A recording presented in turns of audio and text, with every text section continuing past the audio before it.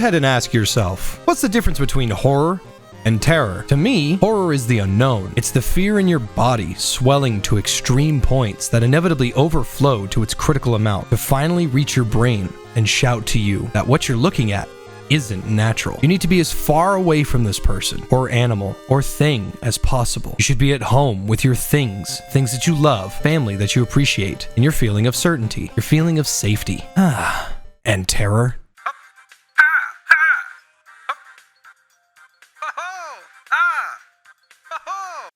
Terror is seeing it with your own eyes, and it stares back.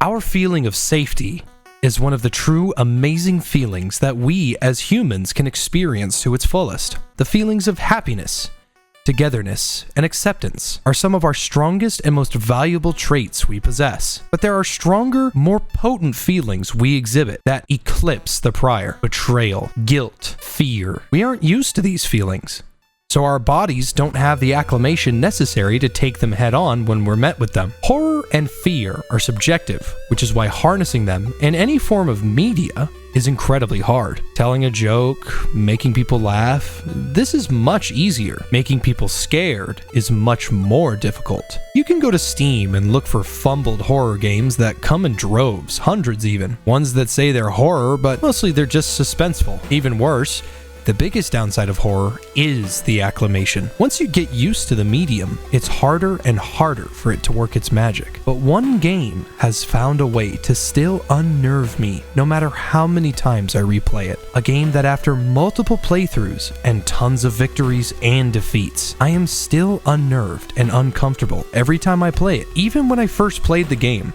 I had to keep all the lights on in my home just to walk around. Welcome to World of Horror.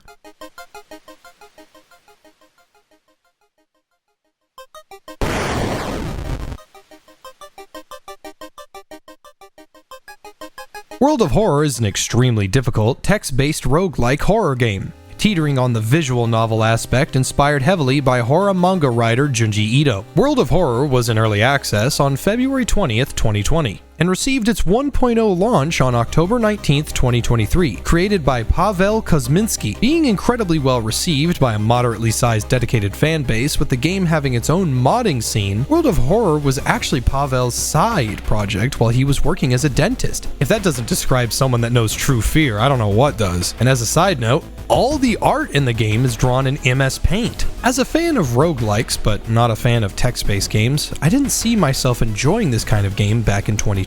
I couldn't justify myself trying something I was almost certain I wasn't going to enjoy. An important life lesson to learn here is to try things from time to time to see if you'll like them. One day, I decided on a whim to give World of Horror a try. I have yet to look back. The music, the art, the themes, the dedication, the fear, it's catered to so well, and it does its best to focus entirely on an experience you won't forget. One of the many strong suits in World of Horror is its atmosphere. Think of BioShock, Dead Space, and Silent Hill's respective environments. It's not the fog itself that makes Silent Hill so claustrophobic. It's the unknown and the fear of what could be inside that fog. It's not just that Rapture is underwater, it's the fact Rapture is trapped in on itself, the suffocation of the water, and how important that is to the location of Rapture itself. Dead Space shares both of these similarities while excelling at its own atmosphere. In World of Horror, it's just supposed to be a DOS-box text game with only a few animated sprites per combat encounter. What could the game's atmosphere possibly excel at? Well, it's not just the graphics or the colors.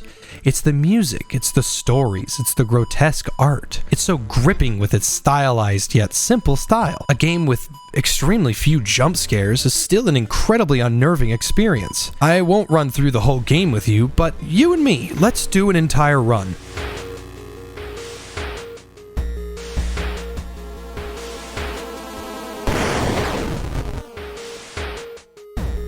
Don't worry, this won't spoil much of the overarching story. The game is a roguelike, with lots of unlockables, including locations, mysteries, playable characters, weapons, items, and companions. Let's run the basics first. World of Horror starts you on the main menu. The color palette, Then your choice of gameplay. You have a few options. The starting one is a tutorial mystery, with no exploration of the town, a dedicated exploration of a single location, and no real pressure, since this is only one mystery. The second choice is a preset character on a preset difficulty with a few random mysteries. The third choice is quick play, a random character, random selections that plops you directly into the town. And beneath that is the customize option, letting you set up your entire run. And lastly is challenge mode.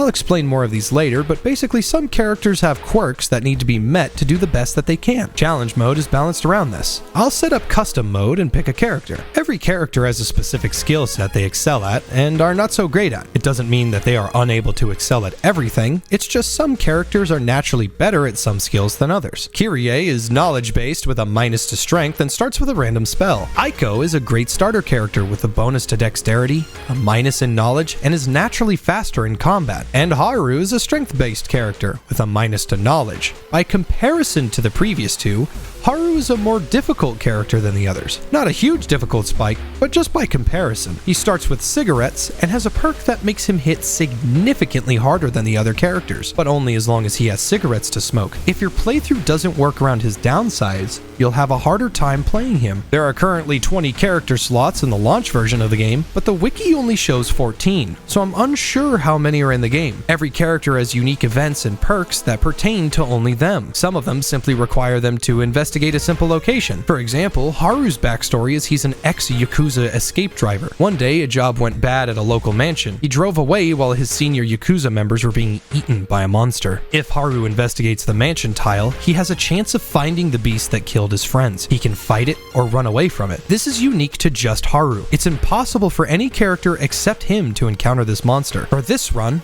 I want to be a strength Chad, so Haru it is. On normal difficulty, timeline A. Timelines affect certain events and endings. Now we have two options.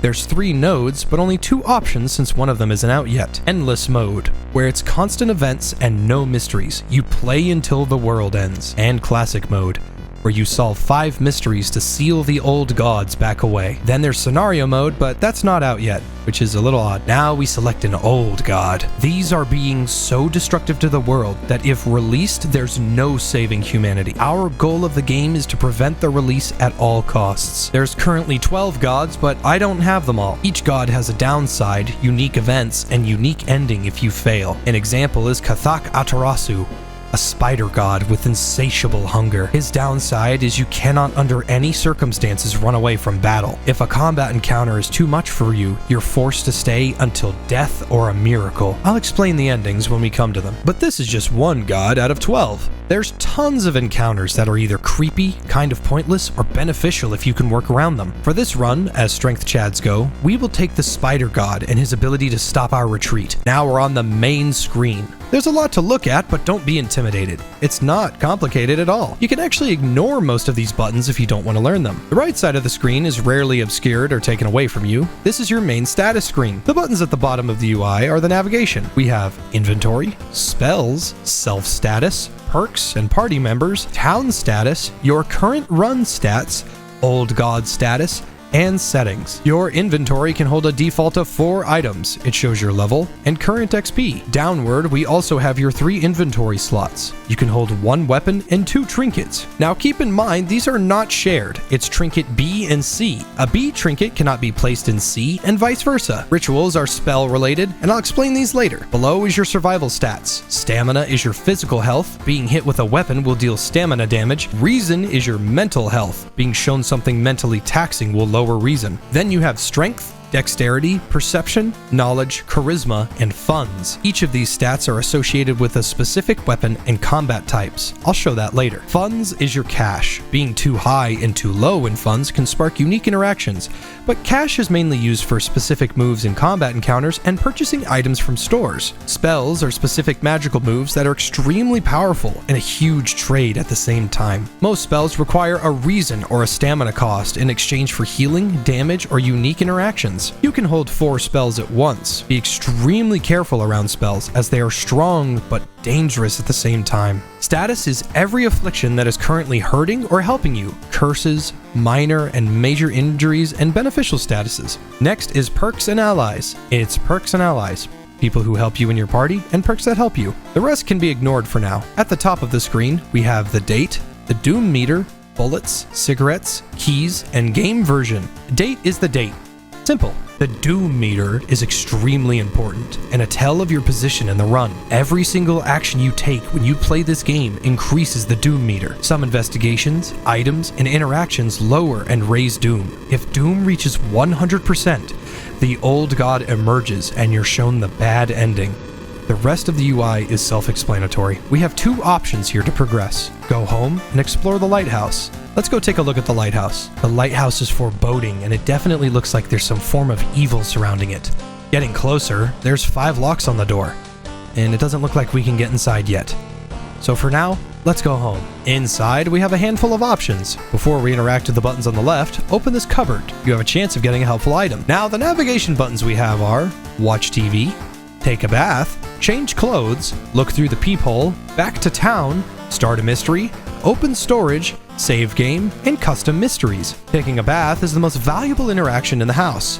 You can enter the bath once per mystery to gain 1 stamina and reason. Then you're given the choice of filling up a water bottle for a portable stamina bonus. Then you can choose between stamina, XP, or reason increase. With all of our clothes changed and baths taken, we can finally start a mystery. Now after you've played the game enough times, you're given the opportunity to re-roll your mysteries. This can help set up runs that you might or might not have seen before. Some runs even influence others in ways you might not even realize. For now, let's do a simple run on normal difficulty. We want 5 keys to enter the lighthouse and banish the spider. We grab our free equipment. This time I was lucky enough to get a bottle. I take a bath, fill up the bottle, and gain a small XP boost. After hitting the re-roll a random number of times, I chose... While you were trying to come home, your neighbor Kana runs into you and informs you about your weird neighbor with a fondness for fish. You tell her it's not exactly that big of a deal, but she insists we at least do some recon on him. It's not exactly a sound idea, but it doesn't sound like there's any harm in it. And with that, we start the investigation. Now, this screen can be a tiny bit confusing, but I'll walk you through it. There are 9 locations to investigate: your home, downtown, the apartments, the school, the hospital, the docks, the forest, the mansion, and the village outskirts. Each of these locations have unique events that show up when investigated. To the left are special interactions that apply to the area. An example is you can rest at your home to recoup health and reason in exchange for increasing your doom, because it's time wasted. The top of the screen are your current thoughts on the current investigation. To the right is a sub-quest. These are usually extra areas to explore or specific actions in the investigation to gather more information on your current mystery. The current quest we have right now is ichthyology, the study of fish. The closest area that relates to fish is the seaside docks. Investigating this area twice will benefit us later, so let's go ahead and do that now. A unique event called Crab Feast has shown up. Crabs are feasting on a bloated corpse carried to the beach by waves. We have 2 options here, both with positives and negatives attached to them. We can search the body, which is a dexterity check. The choice will roll a random number between 1 and 12. If my dexterity can beat whatever numbers show up, then I will succeed the check and gain bonuses. Sadly, the check was 11, and I only have 6. I failed this check. Reaching for the body, you're attacked by several crabs that refuse to share their meal. -2 stamina. Because I failed this check, I got hurt. But what about the other option? Running away is always a viable option, but it's not always safer. The choice for escape was, you escape the beach. Sure, the crabs won't leave anything behind but bones. -1 reason. Technically, it would have been safer to escape, but had I succeeded that dexterity check, I would have gained benefits and lost nothing. Here's where the RNG of the game comes in. Events like this can hurt or help you in a no-biased manner. There's no way of being completely sure of what will hurt you. You have no control over the events in Shiokawa. You can only make choices. Luckily, all choices have static checks. Crab Feast will always use a dexterity check, so if you play enough and understand enough, you'll be able to make choices that hurt you the least if you can manage it. And with that, only 1 more seaside investigation to go. You decide to enter a small shady bar in the docks. Maybe some of the old fishermen can help you in your quest. However, persuading them to do so might prove difficult. It's time to make your choice and acknowledge the consequences. Buy them around implies money, so if you have 0 funds, you will fail this skill check. Talking to them implies charisma. Make your choice and move on. After completing the side quest, it gives you a prompt. You may be going crazy, but you swear something is watching you from the sea. Here's an event that you can learn from prior experience. A woman jumps out of her apartment covered in gore. Between sobs, she tries to explain what happened. She was taking a shower when suddenly the shower head started spraying blood. A trail of blood leads into the dark apartment. We can try to calm her down, charisma, or we can check the bathroom, knowledge. Since Haru's charisma is much higher than his knowledge, I chose to calm her down. When you touch her shoulder, she gets hysterical. Her reaction shocks you. You move away as more neighbors enter the corridor. The event rolled a 9. I still chose the best option for myself, but still failed anyway. There's nothing more I can do about the situation, and I lose 2 reason. Kana, being nosy as usual, tries to persuade us to break into the suspect's apartment, but we don't have enough evidence to justify doing that yet. Noticing my funds are high, and we have no means of defending ourselves, I visit the shop. This little economy-conscious pup sells all sorts of items and weapons. They're random every time, and entering the shop raises the doom meter. If you don't like what he sells, you can re-roll his selection for a doom raise. Not wanting to waste the doom on entry, I purchase a flashlight, arguably the most important B-slot trinket you can get. Equipping it grants 1 perception and is usable in every event requiring a light. I enter the shop once more and stock up on cigarettes. The corridor is flooded by a black sludge that's slowly oozing from underneath the door of the chemistry classroom. A damp, moldy stench grows as you get closer. How do you approach? Taking a detour wastes time and incurs a doom penalty, but it is safe. Risking going through can be dangerous, and if I had an empty bottle, this option would be available. But my bottle is currently full, and emptying it now will not change the choice, so I only have 2 options. I decide to risk going through. But it turns out this is a perception check, and I end up failing it, leading to an injury. The injury is coughing blood, which lowers my dexterity by 2 until I fix this injury. The neighbor's office at school is empty. You find a few jars all filled with weird eel-like fish. Despite your protests, Kana decides to take 1 jar home. Kana, absolutely not paying attention to the creepy happenings of the town, thinks it's a great idea to steal the suspect's property. Although, looking at it, there's something off about this eel. It was too late before I noticed, but I ended up running out of money, and this initiated the Out of Funds event. "It's a bad time to be out of cash," says the grim-looking man standing in your way. "Our company, fortunately, specializes in cases like yours, and will gladly help you get back on track. After all, everyone has something to sell." A jar of blood implies a physical object, so it must be stamina. Fondest memory has to be reason, since it has to do with your mind. Peace of mind must be doom, since the inevitability of the world ending draws near. Choosing jar of blood, since it's my highest stat, I wake up on the park bench. No sign of the man, and an envelope with 2 funds inside. I, however, lost 3 stamina from this engagement. Is this eel even alive? I'm gonna go ahead and move forward with the investigation. I'll let you all find your own events. Kana was right. Someone tried to burn some papers. They must have been in a hurry because some of the papers still look salvageable. You both return to your apartment and try to decipher the notes. You begin to wonder if spying on your neighbor was a good idea to begin with. Inspecting the burnt notes, you find some passages that might help. Legends from the prefecture, eels tell of a small village of robbers who'd kill all the villagers and dump their corpses to a lake full of eels. Ugh. The rest is kind of implicative, but it seems to imply eels lay their eggs in human eyeballs. Thinking about how stupid it is of Kana to try and break into your neighbor's apartment, you go to sleep. You spend an entire day waiting for Kana. Where the hell is she? Kana's been missing since yesterday. You decide to check out your neighbor's apartment for yourself. This right here is the climax of the mystery. No more investigations, no more resting, no more events, and no more access to the shop. Whatever needed to be done better be done before you reach this point, because you have access to no more support. Going inside, you cautiously enter your neighbor's kitchen. You are shocked to see countless jars filled with eels, flailing around restlessly. Where the hell is Kana? Editor's note, I'm recording this right now. I have goosebumps. I already played. I'm alone in my home right now. I have all the lights on. I have goosebumps. I have already played this event multiple times. I know what happens. I know what all the endings are, and I've still got goosebumps. At the bottom left, we have 3 options. Check the bathroom, the bedroom, or run away from the apartment. Checking the bathroom, we lose 1 reason and 1 stamina. The swollen body of your neighbor is rotting away inside putrid, murky water. Both of his eyes are missing, with countless tiny blood trails leading from them in all directions. There's nothing else to learn from this room. We can go back to the entry room or the bedroom. Going into the bedroom, we find Kana. While Kana was exploring the apartment, she found the neighbor in his bathtub, but his eyes burst and Kana slipped on the blood. Then she lost consciousness. Then she woke up and now she thinks there's something in her eye. Well, if everything we know about the eels is true, we need to get her to the hospital as quickly as possible. You rush to the hospital with Kana, getting a lot of attention from horrified people. Your friend is taken immediately to the operating theater, and you collapse on a chair in the waiting area. Your eyes grow heavy, and you fall asleep. When you wake up, it's already night. Trying to ask about your friend, you're met with weird reactions, as if she never existed. You rush to the operating theater yourself, but you're stopped by armed policemen. Whatever happened, the doctors must have been too late to help. You're still processing the events of the previous night. Corpse-eating eels that lay their eggs in eyes. Sitting before your apartment building, you watch the police officers emptying out your neighbor's place, and you wonder if you'll ever hear from your friend again. Evolving eels. Ending B. Ending B? Ending B? Ending B? That means I did something wrong. I messed up somewhere. I might be able to save Kana's life. I want a do-over.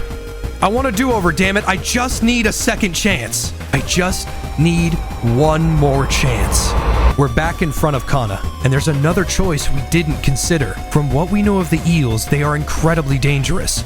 We can sacrifice 3 reason to...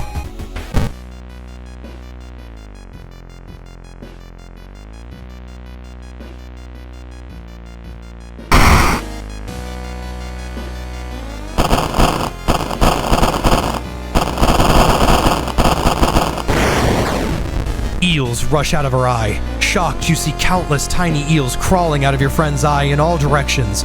Will she survive the blood loss? Did we do the right thing? You rush Kana to the hospital, getting a lot of attention from horrified people. Your friend is immediately sent to the operating theater, and you collapse on a chair in the waiting area. You fall asleep from all the stress.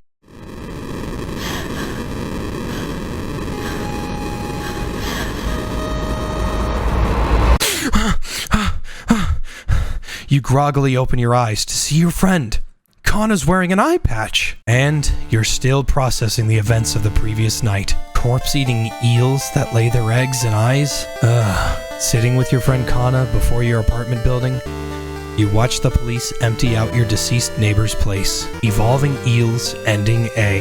And we gained a key. We made the right call and saved Kana's life. With this, we finished the investigation correctly, gained rewards, and gained Kana as a companion for the rest of the run. Kana is considered an ally and grants us -1 total damage from all sources as long as she's in our party. But was it worth it? All endings are gained through sacrifice, and this one cost us 3 reason. 3 reason is a great trade in the long run, but if we didn't have 3 reason, would that have been a good call? We would have saved someone's life and gained many bonuses, but we would be worse for wear with the chance of death lingering at every encounter. Choices like these are prevalent in World of Horror. You never know what could be the right call, which is what keeps people on their toes so easily. On top of all that to consider, we still have 4 more mysteries to tackle, with their own choices, enemies, encounters, and endings. The mysteries I had left this run were the freakish fable of the frightening flood. Tourists keep disappearing around a new strange rock formation that showed up randomly, and strangely the water level keeps rising.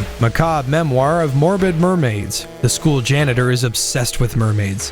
He has collected every scrap of the legend about them in the school basement. Now he's lost his mind and decided to make his own using the upper bodies of students as materials. Then the curious case of a contagious coma. More and more people fall unconscious and cannot be woken up. People trying to wake the patients up result in them falling into comas themselves. Is there something connecting them all? And finally, the horrible history of household hell. Out of all the old mansions around this town, this specific manor was haunted by a small family. They vanished without a trace, and what could be the reason? The mysteries themselves are gripping, compelling, and keep me not only entertained, but their impacts latched onto me like a leech. In the mysteries I played, I lost health, gained weapons and trinkets, lighthouse keys, and have enough doom to reach the ending and save the world.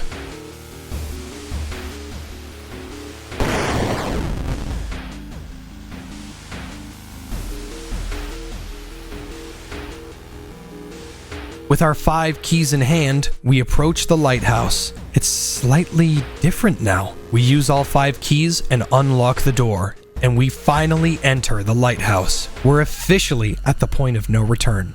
We cannot go home and we cannot visit the town. We're given 3 options: rest in exchange for doom, access our storage, or proceed further. Resting once for a small boost, I don't want to risk any more doom, so I ascend upward. Climbing up the winding staircase, you're stopped by a masked man wearing an expensive suit. "The rules have changed, kiddo," he says, taking the jacket and mask off. "Nothing personal, really." And we meet Takashi-san. Now, I've had multiple combat encounters before this, but I'll be quick and try to explain combat here. Takashi-san is a human, so a simple fire axe to the dome will solve our problems. Takashi's stats are 26 HP, he does doom damage, and has 15 power. Rise of Kingdoms. All enemies have a damage type: stamina damage, reason damage, both, or doom. Their power is their ability to lower your attack chance.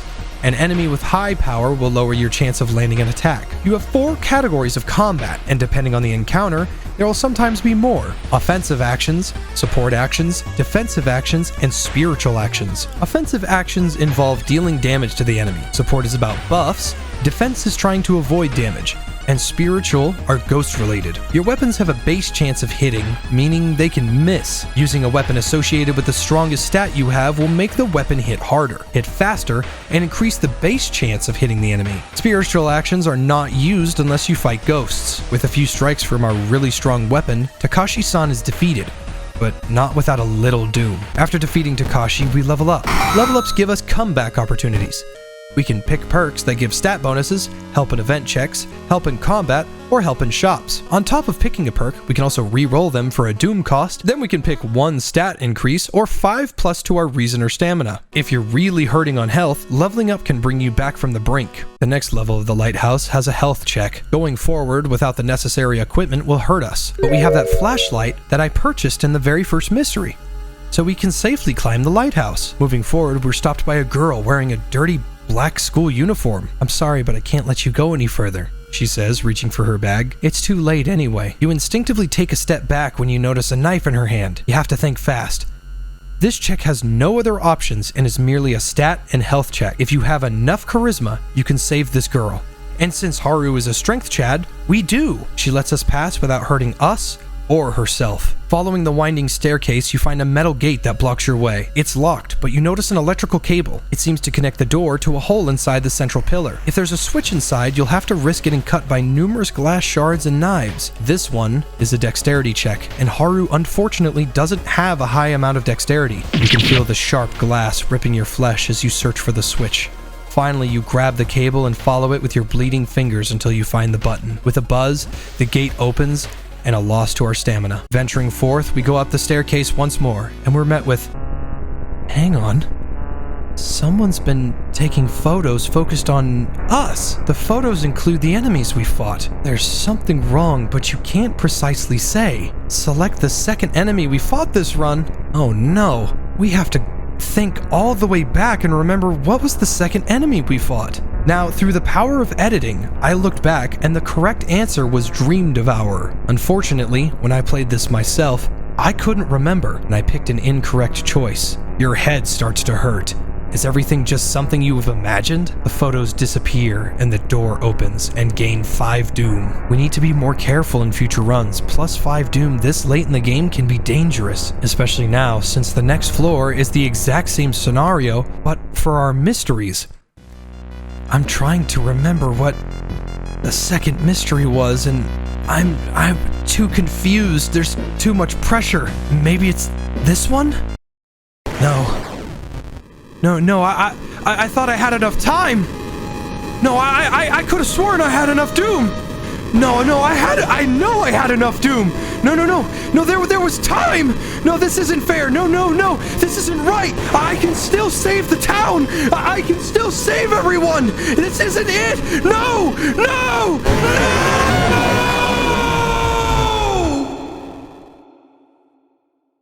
With my lack of knowledge, my lack of prep, and underestimating the game, I carelessly let the spider out of his cage. He's summoned, and I am shown the bad ending. Kathak Atarasu is free once again.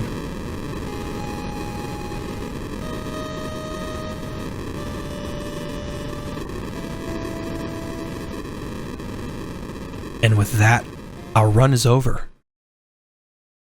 But what if we didn't mess up? What if I remembered just what I needed, and this didn't need to happen? What if I was given one more chance to save the world? We're back at the questions. And this time, I remembered that I successfully completed the contagious coma after we saved Kana. I made my choice, and it was correct. The final door opens, and we're shown a summoning circle with a spider's nest inside. We run over, and we kick the ever-loving shit out of that son of a bitch and destroy the circle!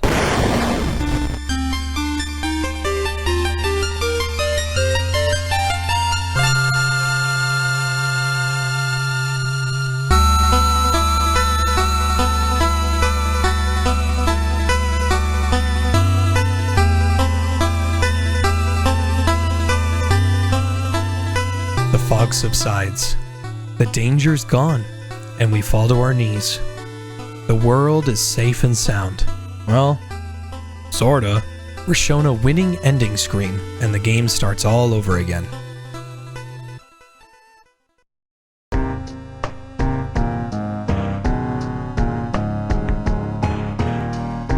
World of Horror is a phenomenal experience that had a rocky launch that affected its overall publicity. The game isn't perfect by any means, but it still holds true what it set out for when it was in early access all this time. True horror. And I think they achieved that. Not the huge... You know what's fucking stupid? Hey, alright, hold on. Hold the fucking phone. I'm letting any ghosts know if there are any ghosts in my house, alright? I will fuck you up. Because I just turned around and spooked the shit out of myself. Okay, so... hold up. I'll take a picture. I'll show you. Because I turned around. Look at this. So, that's my mocap suit. My bathroom. All my other stuff. But that's my mocap suit. And it's behind my door. And it scared the shit out of me. That scared the fuck out of me, dude. I knew that was there. There are a handful of hiccups in not only World of Horror's outreach, but just in an overall game as well. Not everything in the game itself is a positive game mechanic, and have a few things holding the game back. There are many instances of the game that are incredibly frustrating with no counterplay associated to player skill. As a roguelike, there should be RNG in the game's core design, but it shouldn't be almost entirely RNG. Some events just raise doom. Lower stamina and reason. Some events just give you curses and injuries. Things you have absolutely zero control over can be numbing and annoying. A run you've done extremely well in can be completely nulled due to multiple events stacking over and over that you just can't control. Now, to the game's credit, there are a lot of events that have predetermined checks that can be worked around with your skills and stats, such as if you have 9 dexterity compared to 5 strength, you'd obviously aim for the dexterity check. However, your chances of failure are never 0 unless you go beyond what the game can roll. Each event rolls a number between 1 and 12, so unless you beat that threshold, you're at the mercy of RNGesus. Event after event after event can just hurt you with no ability to change it or prevent it. It's one of the reasons I have zero desire to play hard mode, because you just start with lower max health and reason, and the enemies are tougher. And due to the game's innate natural difficulty, I don't have any desire to raise it. Sure, the game should be stressful and difficult, but there's a difference between difficulty and pure luck. I cannot prevent a -2 stamina or reason loss, and on harder difficulties where the max HP I have is 13, I'm constantly struggling to keep not only my HP, but my equipment, my money, and even my doom in manageable levels to not lose the run. Some of the old god's downsides are just so rough it inherits an anti-fun playstyle. As level ups go, I enjoy the feeling of gaining a great perk and a new stat point, but if my run is going horrible, I can't actually spend any of these points on stats, which in the long run are better choices, because if my stats are higher, my chances of success in event checks are higher.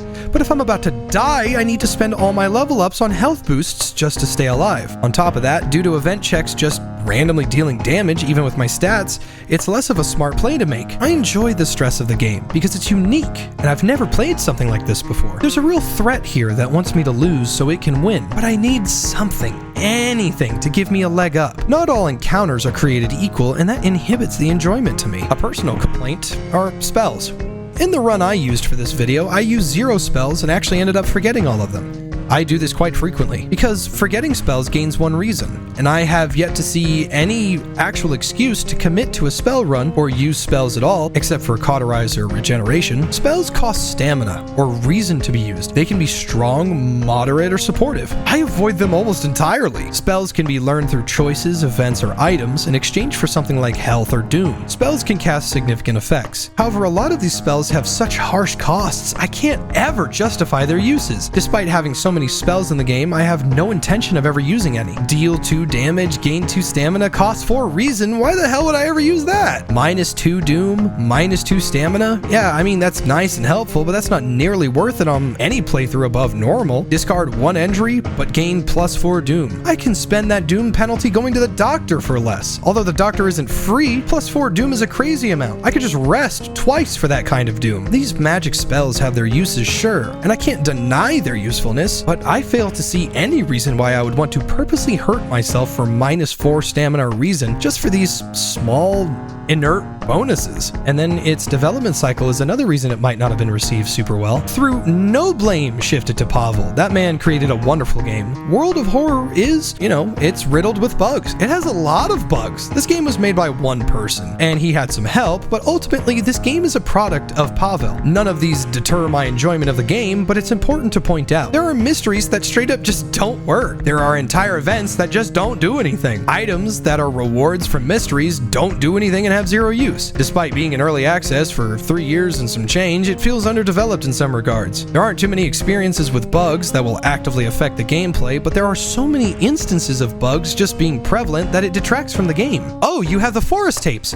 Awesome. Off to the storage they go, because they don't do anything. It says that the tapes are broken in-game and they can be fixed. They can't. These tapes don't do anything for the entire game. It's not really something to take points off, since I've never run into anything that would hinder my experience, but it's something of note. And lastly, a story issue. I'm unsure if Shiokawa is the capital of supernatural phenomenon, but I would like to know more. There's no lore or background knowledge to learn from any extensive exploration, since all locations and investigations are random. The mansion that you explore for Violent Vigil is not related to Haru's personal event involving a manor he robbed with his friends, but the event involving Haru and the manor trigger all the same. There's dead bodies strewn throughout the whole town, cultists doing random shit in broad daylight, police officers having glassy eyes. What the hell's up with this town? I don't know, and maybe that's my fault, but from what I'm seeing and from what can be explained through gameplay, the town, the characters, the interactions, Shiokawa was supposedly a completely normal town, but once the old god was being released, supernatural parts started to show up, but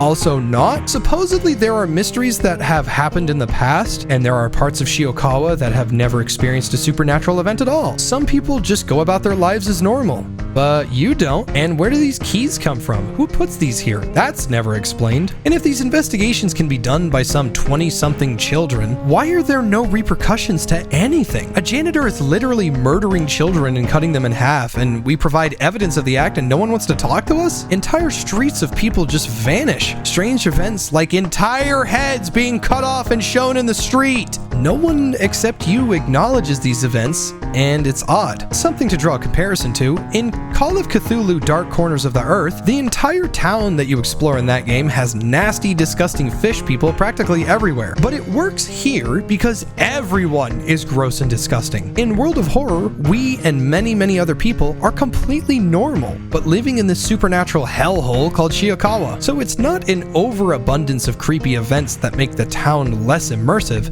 It's the fact there is simultaneously a large amount of completely normal people, but strange things happen and no one cares. It's fine if we as the player don't react to the awful shit that's happening. It's really weird if an entire town of normal people don't react to it, which also isn't even true due to the fact that there are loads of events with completely normal people that experience odd events just like you do, but they don't act on it. There's kids at the school you can recruit for your allies that admit the town is really strange, but they still call you a joker for trying to acquire them for your party. World of Horror, at the end of the day, has captured my heart with its charming and completely terrifying art style, its transcendent yet unnerving soundtrack, and its immense replayability. As someone that dislikes horror games because I am a huge pussy, this game is perfect for me. With its minimal jump scares, phenomenal presentation, eerie themes, and challenging yet satisfying gameplay, World of Horror has cemented itself as one of the only text-based adventures I'd play over and over again. And as of this video's release, Pavel announced new mysteries, workshop support, and severe bug fixing. So, you know, if bugs are your issue, they probably won't be for long.